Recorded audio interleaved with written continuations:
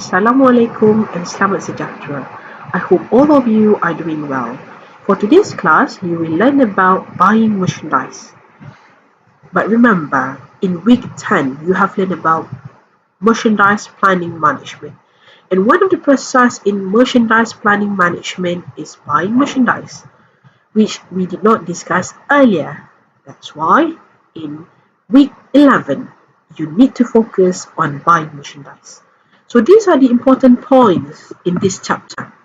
As you can see, you need to distinguish between national brand and private label brand.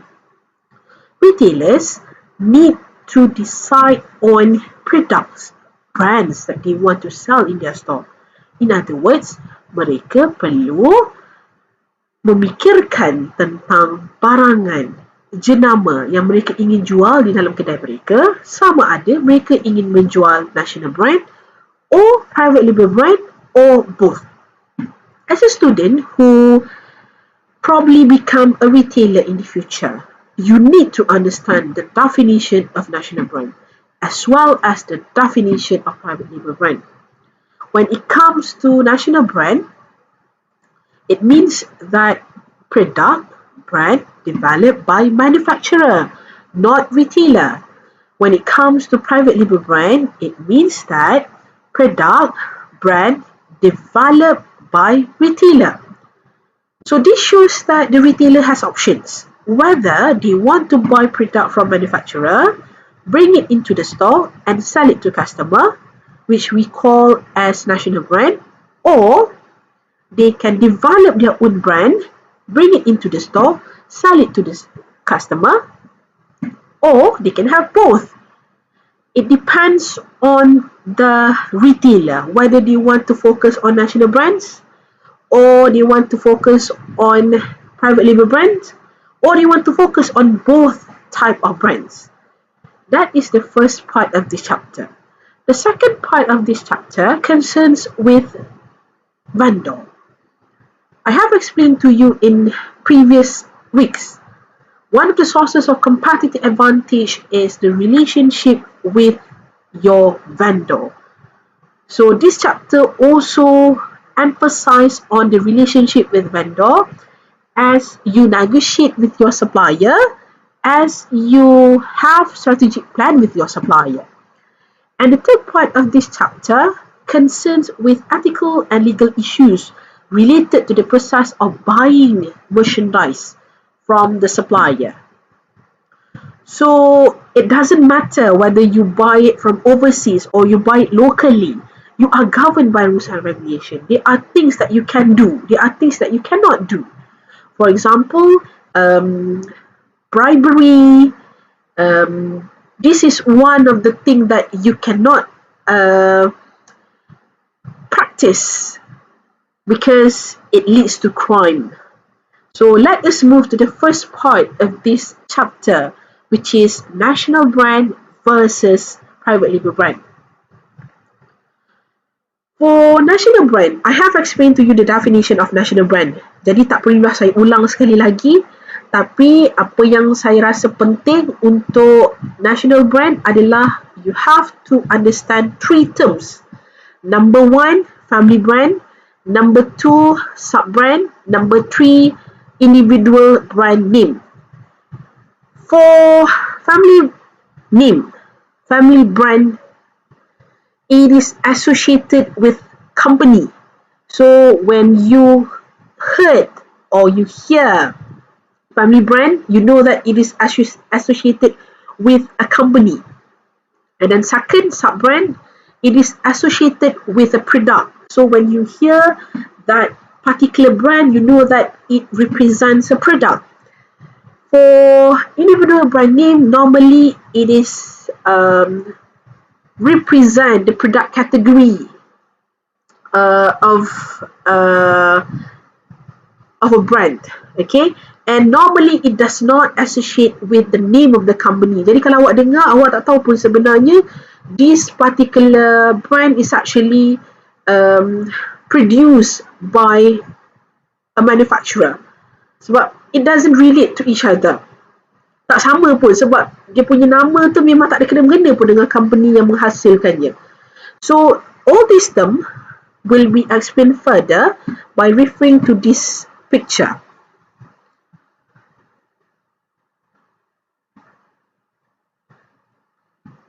Okey, jadi awak boleh nampak ini gambar kepada brands available in the market. So you know that P&G is a company, Nestle company, Kellogg's company, Mars company, Unilever company. So these are all these are all family brand. So it is associated with the name of the company itself. So awak tahu memang ada company Nestle, awak tahu ada P&G, Unilever. So the company is actually a brand itself. Okay, and then we have sub-brand. Sub-brand tu sebenarnya associate with the product. Jadi awak pun nampak ada banyak. There are many kinds of products. There are many kinds of brand associated with product available in the market. Bila saya kata untuk individual brand name, okay, individual brand name, it does not associate with the company. Kita tak tahu pun sebenarnya company tu yang hasilkan mereka. Okay, contoh P&G, you don't even know that. Okay, P&G is actually associated with Downy. You don't even know that. Okay, because they have two different names. Yang P&G tu company dia, brand, and then we have Downy. Downy tu adalah brand kepada produk itu sendiri. Okay, dalam Downy tu pun ada banyak kan dia punya produk dia lain kan. Okay, you don't even know because it is not associated with each other. Okay, in fact kalau awak tengok untuk Oral-B, untuk orang gigi sensitif, okay, see, that's how they advertise. Okay, sampai kita pun dah tahu Oral-B gigi sensitif. Okay, so then Oral-B is also one of the, it has its own name that we don't associate it with the P&G company. Okay, so that's how you try to distinguish from one brand to another. So apa yang saya nak awak nampak di sini ialah when a retailer decide to have national brands, national brand tu bukan jenama tempatan itu yang selalu awak buat dekat dalam exam yang membuatkan saya marah. Okay, dia bukan tak ada kena-mengena dengan jenama tempatan, tetapi national brand ni adalah bermaksud manufacturer who develop, who market them in the market, who do all the marketing activities because they are the one who develop the brands. Dan apa yang retailer buat, mereka membeli daripada supplier, mereka bawa masuk dalam kedai dan mereka jual. So that's why kalau dalam sebuah kedai, awak boleh nampak ada macam-macam jenis brand yang ada. Kalau dia bukan setakat jual Coke saja, dia akan jual Pepsi, dia akan jual so many kind of drinks which are available in the market because they just buy from the supplier. So it means that they are having national brands in their store. However, for those who wants to be different, who wants to be unique, they cannot just rely on national brands because you have to remember that manufacturer does not only sell to you, they also sell to the other retailers in the market.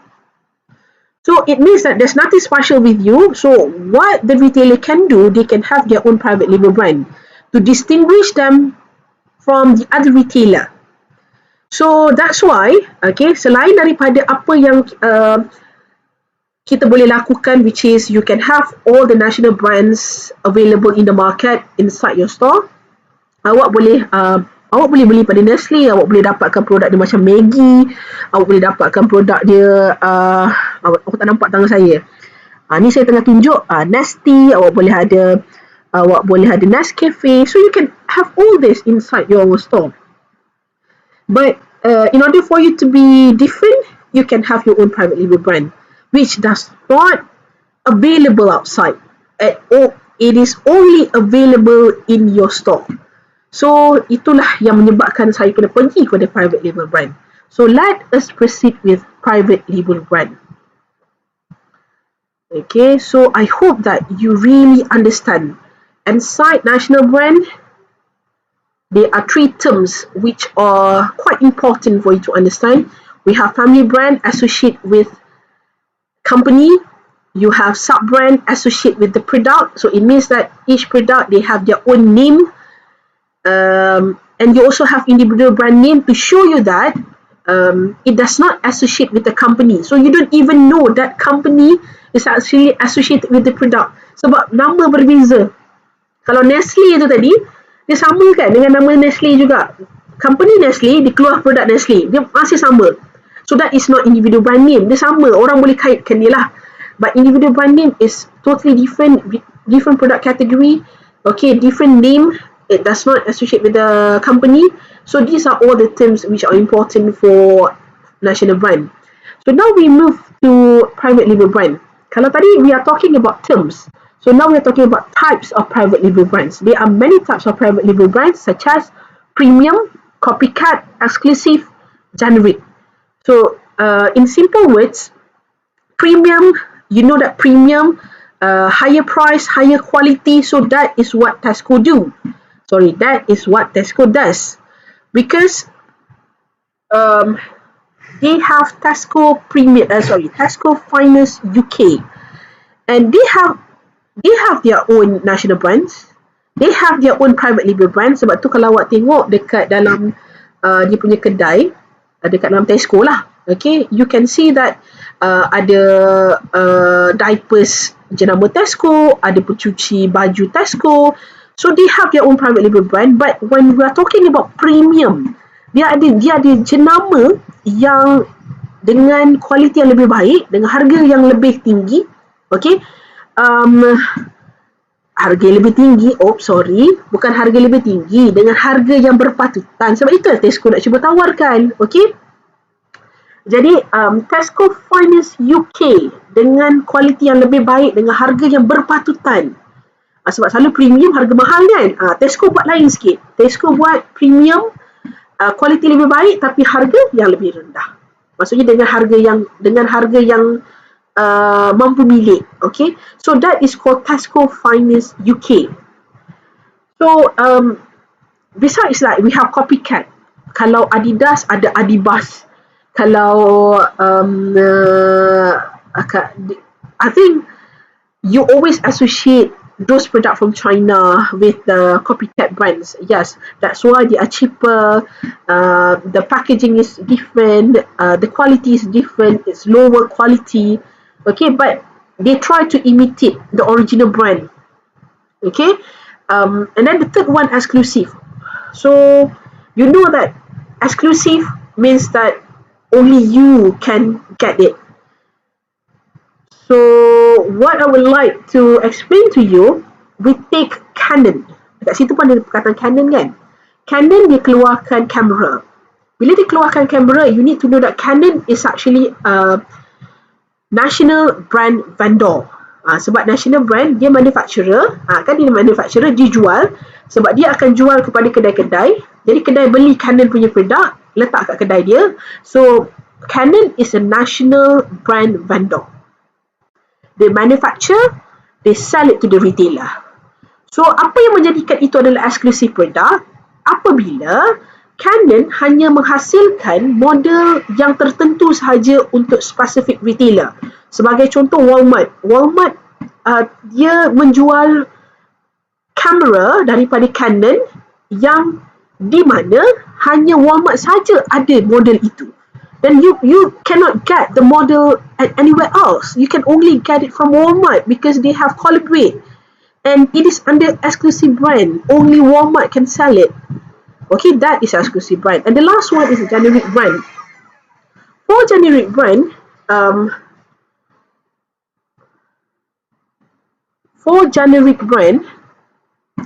so the example of product under generic brand, ada gangguan daripada tepi lah. Okay, the product under generic brand, kita ambil contoh telur. Telur tak ada nama kan. Telur, ada juga beras yang community product. Okay, because they try to sell it at for the price sensitive segment, because tak boleh lah, harga tu dia tak boleh naik terlampau tinggi because it is a price sensitive segment. Okay, so tengok telur tu dia punya bila dia jual grade A, grade B, grade C, tak ada nama pun kan. Okay, so that is a generic brand. Selalunya ianya discount price. Okay, dan normally is commodity product. Commodity lah sesuatu yang kita selalu gunakan macam telur, beras.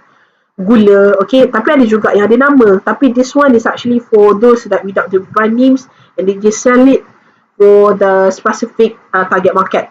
Okay, so kita dah habis dah definition of national brand, definition of private label brand, and then terms yang related for national brand, types that related for private label brands. Now you have to know what are the influence of national brand and private label brand towards store.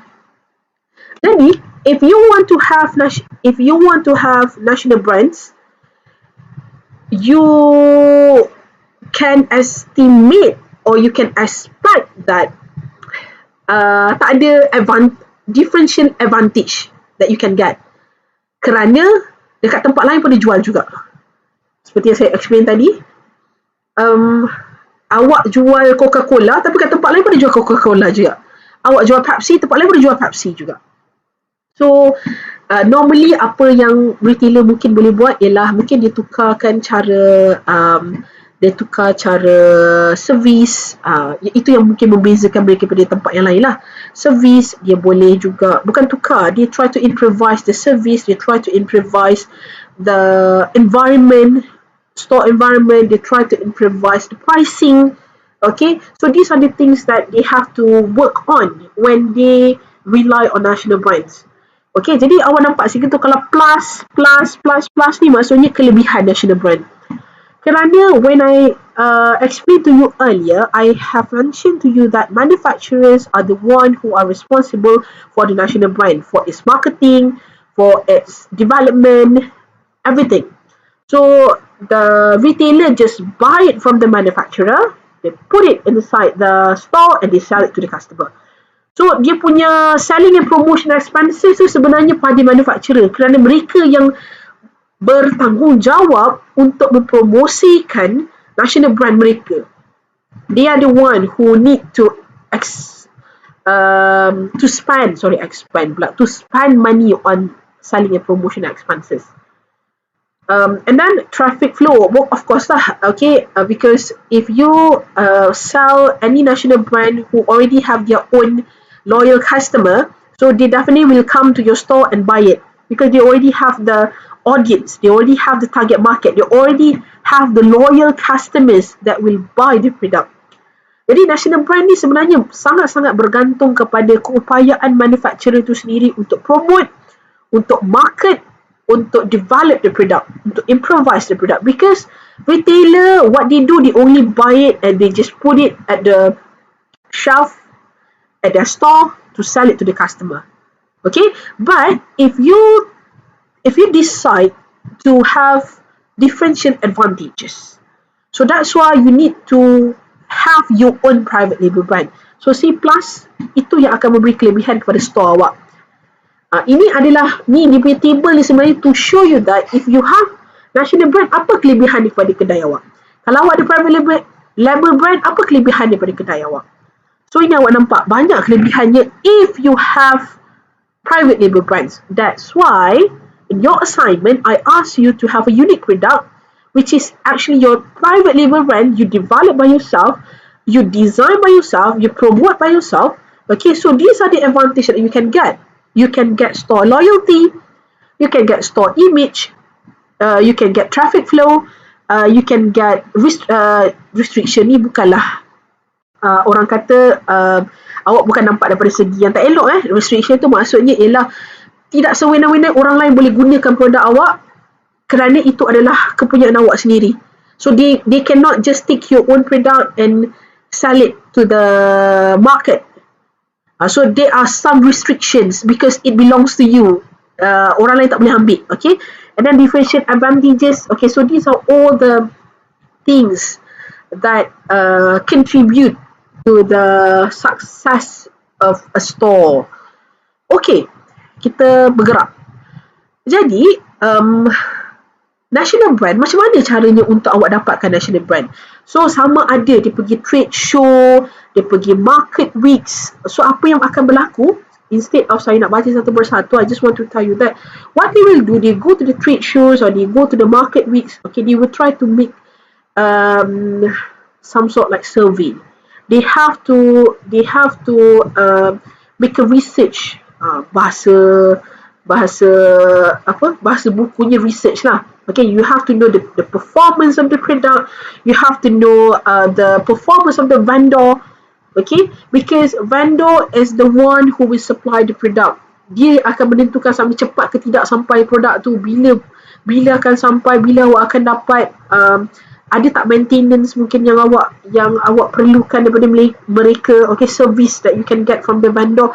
So normally you try to get the sample. You need to know whether it is something that marketable, because some of the product, even though it is a popular product, but when you sell at your particular area, it's not really the product which is likable by those kita panggil the target market that you intended to get. Sebab mungkin tempat awak ni adalah satu tempat yang mempunyai demografik yang berbeza daripada apa yang awak pergi dekat market show tu, dekat trade show tu, awak pergi dekat overseas kan. Okay, produk ni produk yang berlainan. Okay, mungkin ianya popular di luar negara, tapi bila sampai dekat Malaysia, it's not really popular. Okay, so there are so many things that you have to clarify with your vendor, and normally awak akan buat some sort of negotiation with your vendor about the price, about the delivery, and many other things that you need to consider. Probably you can also have you can also try to promote their product in your store, and you can try to get discount from them sebab awak telah melakukan tugas untuk manufacturing itu sendiri. Okay, and then but if you are more interested to have private label brand, so there are two ways on how you can do that. Whether you can develop by yourself if you have enough fund, if you have enough investment that you can make, so you can go for your own research and development. It means that you have your own team. You can design. You can also try to get the manufacturer to manufacture for you. Okay, if you have enough fund. Or you can also try to ask the national brand vendor or the private brand supplier to make it for you. Okay, sebab itulah tadi salah satu exclusive brand kan. Okay, you can also try to collaborate with the national brand vendor in order for you to have your own private label brand. So these are the things that you can consider by yourself. Dan yang kedua, you can also sourcing. Okay, sourcing ni adalah sesuatu yang kita minta orang lain buatkan untuk kita. So bila kita minta orang lain buatkan untuk kita, you know that when it comes to global sourcing, you have to know that this is something that you should invest on import. You have to import. Okay, so there are certain things that you have to buy, that there are certain things that you have to pay more. Okay, selain daripada itu juga, you can also have residential buying offices outside, or you can do and in fact it depends on you whether you want to develop or sourcing. Tak ada masalah. If you want to develop, it's okay, and also you can also outsource the process in order for you to have your own private label brand. Okay, now we go for vendor negotiation.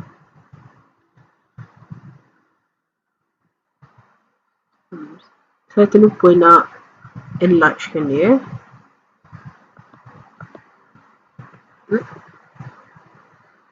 Okay, so as I mentioned before, we have the second.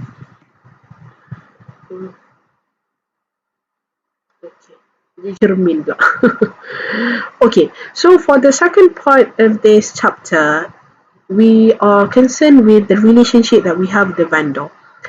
Of course, when it comes to buying from your suppliers, you have to negotiate with them on certain aspects, such as the price and gross margins, how much that you can get from the buying process. additional markup opportunities, because sometimes the manufacturer, they have set on the markup price that you can sell to your customers. So they probably explain to you that for certain product you can only mark up until this price, so you cannot go further than that. Why it happened? Because the manufacturer need to control the price of the product. If they do not control the price of the product, the retailers under them can sell with different kind or different range of price, which definitely can disturb the pricing the market pricing of the product. Jadi apa yang vendor akan buat, dia telah tetapkan berapakah markup price for a specific product. Okay, and then they have to, for purchases, exclusivity, who are the retailers who can sell the product, because sometimes if you have too many retailers who sell a product, also can affect your sales, because too many too many retailers. Advertising allowance, ini pun saya ada sebut tadi, allowance. Will you get any benefit from advertising the product of the manufacturer? If you can see that some of the shopping mall, hypermarkets, they have like marketing campaign that they have in front of the store. Dia akan advertise the new product, dia akan advertise the product at the end of the year. Jadi dia boleh bincangkan benda ni dengan vendor. Boleh tak dapat advertising allowance because we advertise your product. So will we get any allowance? Will we get any discount for the future purchase? So these are the things that you can negotiate with your vendors. And transportation, of course, because vendor need to send their products to you. So when they want to send their products to you, it involves the delivery, it involves the transportation that they will use. So these are all the things that you have to negotiate with your vendors. You need to make sure that this is something that is negotiated clearly between you and your vendors, so that there will no misunderstanding between you and your vendor. And the most important thing is both of the parties gain benefits. You gain the benefit because you are able to mark up the price and get the profit, and even the vendor also able to sell more, because of course vendors are relying on the volume of sales. Okay, so you can always ask them, okay, about exclusivity and advertising allowance. Okay, yang kedua, as I told you earlier, okay, they have strategic plan. So of course this is referring to strategic relationship. For strategic relationship, we depend on trust, goals, communication, commitment. So these are all the elements in such strategic planning. Strategic relationship. Dalam relationship kena ada trust. You have to trust your vendor has to trust you. You have to have common goals. Normally you want to make sure that your target customer get your product. So you have common goals between you and your supplier. So that's why your supplier needs to give you enough information so that you are able to reach your target customer, because you have the same goal. You want to sell the product. Open communication. If you have negotiation, it costs communication. So you have to be open on that. Commitment. So both of you need to have commitment between each other. That's why you have all the terms and agreements between you and your supplier. So these are all inside the relationship. Dia macam perkahwinan lah. Ada trust, ada goal dia apa, nak anak berapa, nak anak 3 ke 4 ke. Saya 3 je lah. Okay. So open communication. So you need to have communication between you and your vendor, between awak dan isteri awak, suami awak. Credible commitment. awak kahwin, that is the greatest commitment that you have with you and your vendors. Okay, so all of these things, before you can get commitment, before you can reach for marriage, before you can reach for having a relationship with your vendor, which is your vendor send you the product, and you also sell the product of the vendor, before you can get this kind of commitment. So normally you need to be aware that they are available in the market. So normally kalau aware, selalunya no transaction have taken place. You just aware, oh dia ada, oh this product is popular, I should try to find this vendor. Mana vendor ni, mana nak cari ni? Okay, exploration, and then barulah bila you start explore, you go to trade shows. Tadi kan saya kata untuk cari private label brand tu tadi, itu untuk private label brand. Awak pergi trade show, sorry, itu bukan private label brand, untuk national brand. Okay, you try to go to trade show, pergi dekat untuk weeks tu. Weeks apa takut salah, dosa kan. Market weeks, okay. So awak pergi dekat market weeks because you want to explore the benefits and cost of the partnership with the specific vendor. So normally you try for small purchase, sebab you have to test, or maybe you can get sample first. Okay, if you go to the trade shows or market weeks, you can get sample, because, or you can also try to make small purchase because you want to test the demands of the merchandise. If you test the merchandise, if you test and you sell the product and it gains so much interest from the market or from your target customer, so it means that you can explore for more expansion. So you collect enough information, you determine, okay, ada tak amount of merchandise, so increases skala tu, so you try to expand as much as possible. Okay, and you try to get a win-win situation. Win-win situation is very important because not only your vendor gain something, you also gain something from that. Commitment, make significant investment, develop a long-term perspective towards it. When it comes to a long-term commitment, you need to make sure that your vendors are able to give you the best service, and you also are able to contribute something to your vendor. So normally, okay, this long-term commitment definitely can help you to grow your business. In order for you to grow your business, you need to have a strong vendors. Okay, this is the last one. Senang sekejap je. Okay. Tapi dalam kurang 32 minit. Okay.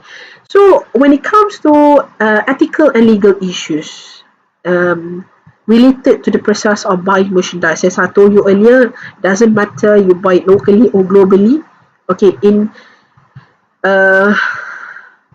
buying the product, there are things that you have to consider. For example, terms and condition of purchase. Okay, this is actually an act from US. Okay, ini sebab buku US kan. Okay, however, apa yang saya nak cakap dekat sini, ada satu act tu di mana manufacturer tidak boleh menjual barangan kepada different retailer, barangan yang sama kepada different retailer dengan harga yang berbeza. Tidak boleh. Itu adalah act yang berada di US.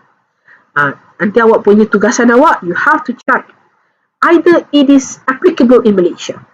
However, you can sell the same product to different retailer at different price, only where the shipping price is different, only ada different cost that involve. Itu tak apa, tak ada masalah. Tapi kalau semata-mata produk yang sama tapi dijual kepada orang yang berbeza dengan harga yang berbeza, tidak boleh. Unless you can justify it. You can justify that function berbeza. You can justify cost dia berbeza, shipping cost dia berbeza. Awak duduk dekat sini tak sama dengan awak duduk dekat sini. So sebab tu harga dia berbeza. Okay, so your homework is, does it apply in Malaysia? Okay, and commercial bribery. So as you know that, of course, the one who buy the product is actually retailer yang sebenarnya tengah membeli. Kita bukan cakap daripada perspektif customer. Kita tengah bercakap daripada perspektif retailer. Mereka yang nak beli. So, bila retailer ni nak beli, dia nak beli pada siapa? Nak beli pada manufacturer. I'm talking about national brand. So, you want to buy from the manufacturer. Saya ulang sekali lagi. National brand bukan jenama tempatan. National brand bermaksud brand yang develop by manufacturer. So, kita akan beli pada manufacturer. So, kalau manufacturer tu, kalau dia memberikan sesuatu kepada retailer untuk beli barang mereka, sebagai contoh, dia bawa pergi vacation, dia bawa pergi, they give something valuable in order for the customer to buy the product. Customer dalam konteks ini ialah retailer. Dia nak retailer to buy, dia bagi something. It is unethical. Okay? And then charge back. This one lah, contoh lah. Saya pun ambil satu nama sebab dia add saya kat Facebook, Vaishnavi lah. Vaishnavi ni dia nak beli barang. Vaishnavi beli daripada Rajendran. Nama tu yang keluar dalam kepala otak saya. Saya pun ambil lah. Vaishnavi nak beli daripada Rajendran. Lepas tu Rajendran masa dalam proses penghantaran tu, Rajendran dia bawa lori kan. Dia bawa lori tu, dia terlanggar lopak. Lepas tu barang dekat dalam tu adalah 1-2 yang terpecah. Jadi Vaishnavi tu bengang. Bengang aku Rajendran ni. Tak nak bayar lah. Tak boleh. Dia tidak boleh retailer tu deduct money daripada apa yang sepatutnya Vaishnavi kena bayar Rajendran 100,000 untuk produk yang dibawa.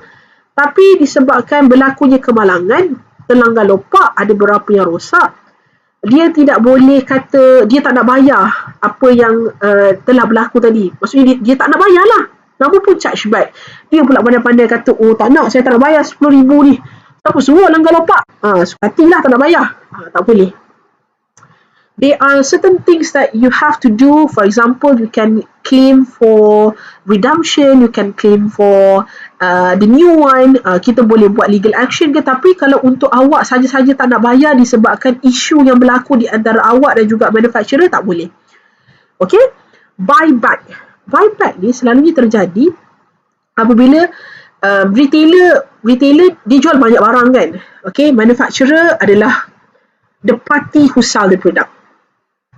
So, bila mereka nak jual barang, retailer nak beli, retailer dekat dia punya shelf tu, dia ada slot-slot dia lah. Okay, ni untuk produk A, ni untuk produk B, produk C. So, produk A daripada manufacturer A, produk B, manufacturer B, produk C, pada manufacturer C.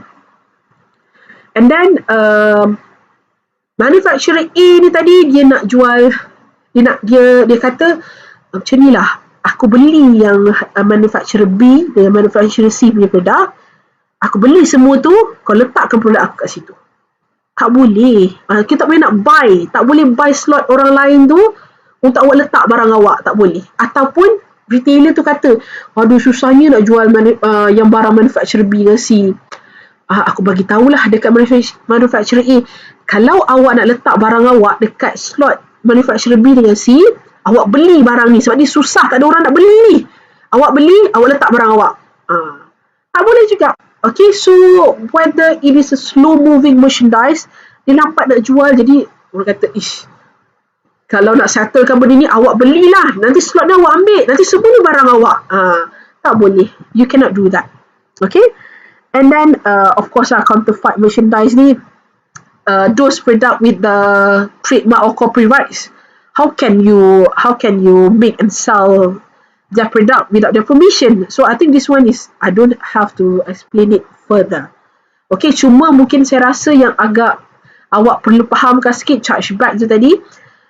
You cannot deduct the money that you owe to the vendor. Kalau you owe 1,000 ringgit, you pay 1,000 ringgit. If you owe 10,000 ringgit, you pay 10,000 ringgit. You cannot just deduct because of the problem that happen during the delivery ke during apa pun sekali. Ada masalah, tak boleh awak suka-suka hati.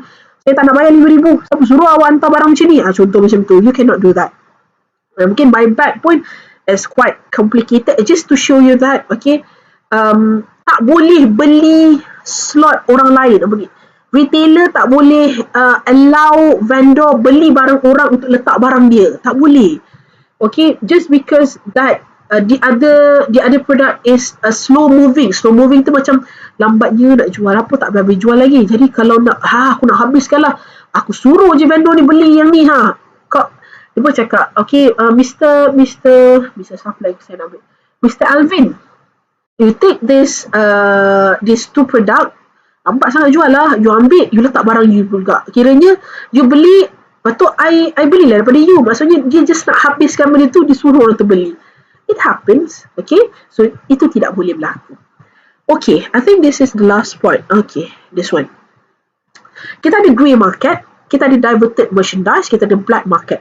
Okay, so these 3 different types of market. Kalau grey market ni sebagai contoh, it involve international border. Sebagai contoh, saya ambil untuk buku kalau awak tengok at the back of the book, sometimes dia tulis only sell in US. Maksudnya buku tu hanyalah untuk US market sahaja.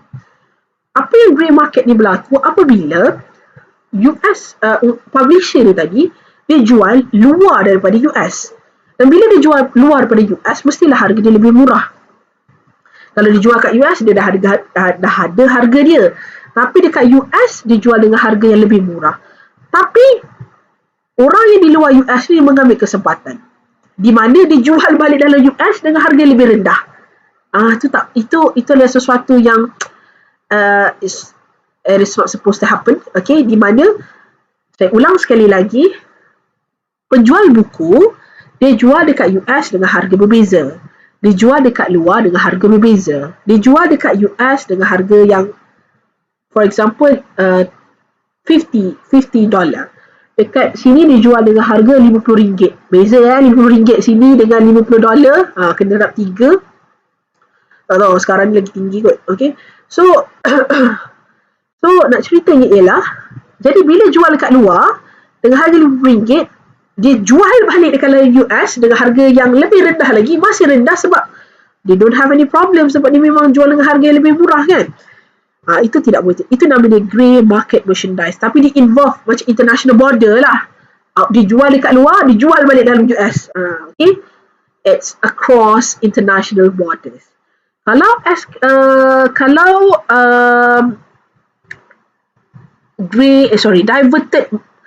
Diverted merchandise. Kenapa lah buka saya kat sini? Saya tak tahu ni. Okay, diverted merchandise. Dia tak ada kena-mengena dengan international border. Dia tak ada. Cuma dia lebih kurang sama juga, tapi ianya berlaku dekat dalam tempat tu sendiri. Di mana dia jual kepada orang lain. Dia jual kepada orang lain, tetapi orang yang dia jual kasut. Dia jual kasut, manufacturer jual kasut dan dia jual kepada authorized dealer.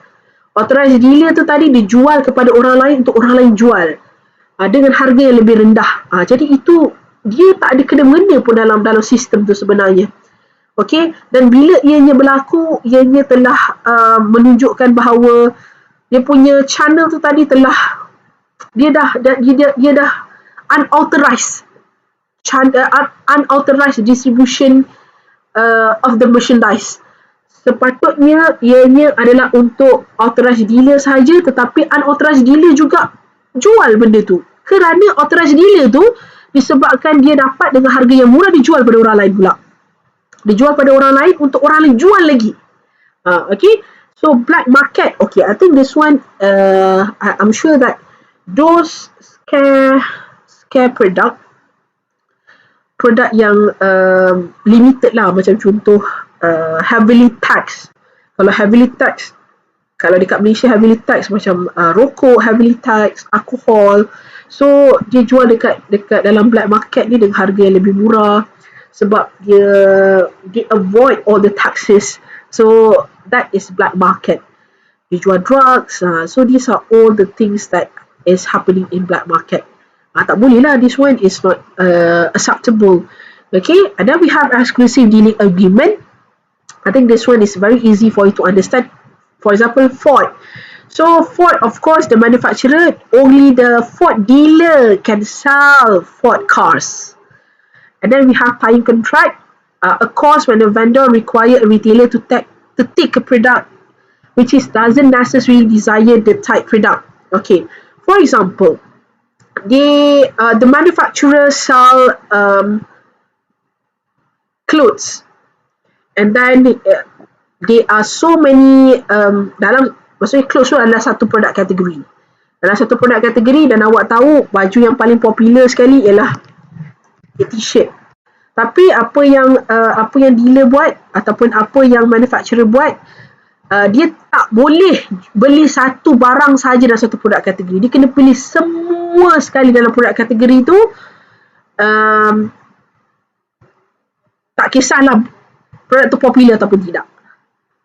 So when that happen, tying contract, of course yang tak mendapat benefitnya ialah retailer. Kerana selalunya sepatutnya retailer dia boleh pilih produk mana pun dia nak beli. Tak kisahlah produk tu tak kisahlah produk tu yang mana satu yang dia nak beli. But when you have tying contract, it means that you cannot just only buy the product that you want, but you have to buy the entire product that they have, that they offer. So dia punya benefit tu lebih kepada manufacturer, kerana manufacturer gain the profit because the retailer need to buy all instead of the product that they necessary. Refusal to deal, the right to deal or refuse to deal with anyone they choose. Okay, apa yang berlaku ialah tak boleh apabila awak buat macam komplot dekat dalam satu market, di mana there is evidence of anti-competitive conduct by one or more firm that work market power. Okay, for example, kalau Mata Warehouse Club Toy RUS ni, di mana apa yang mereka buat ialah dia telah berkomplot dengan with Astaghfirullahaladzim, sekejap.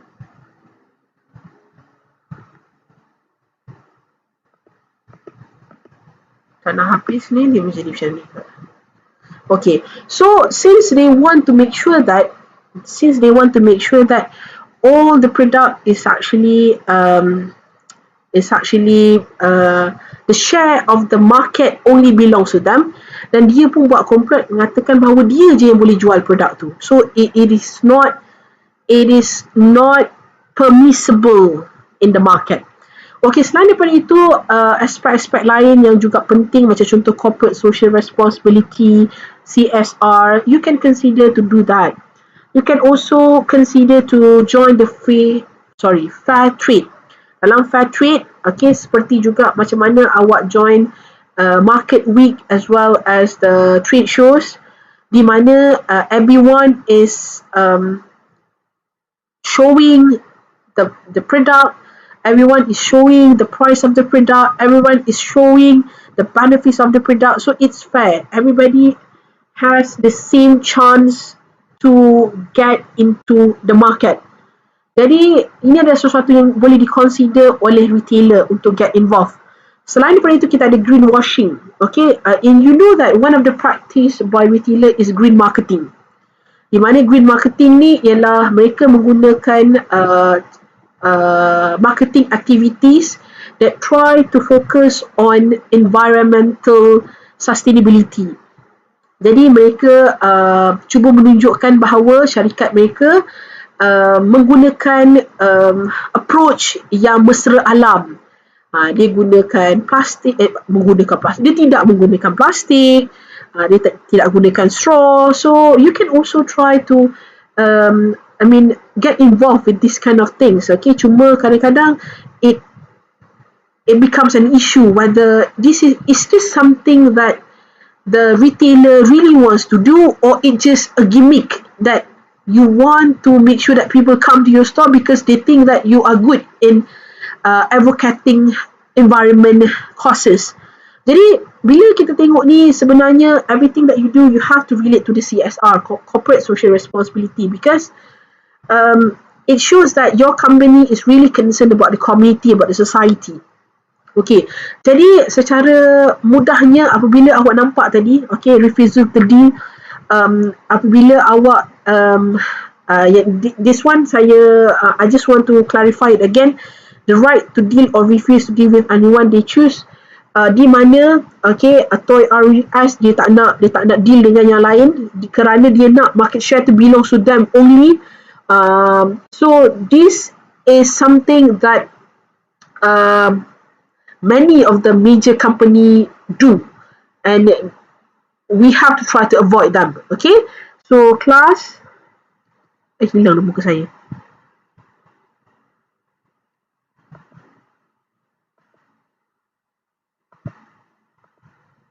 Di atas.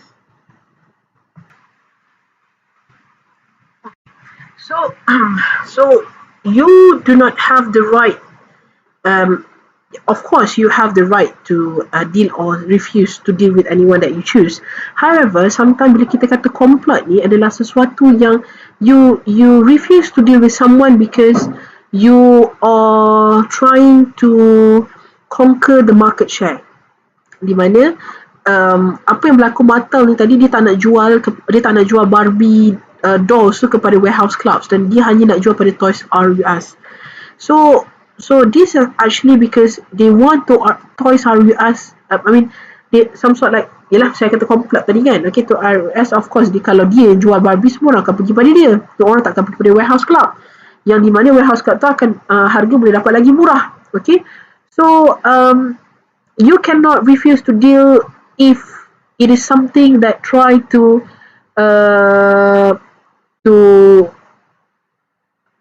I can say affect the other retailers. You cannot refuse to deal which can affect the other retailers in the market.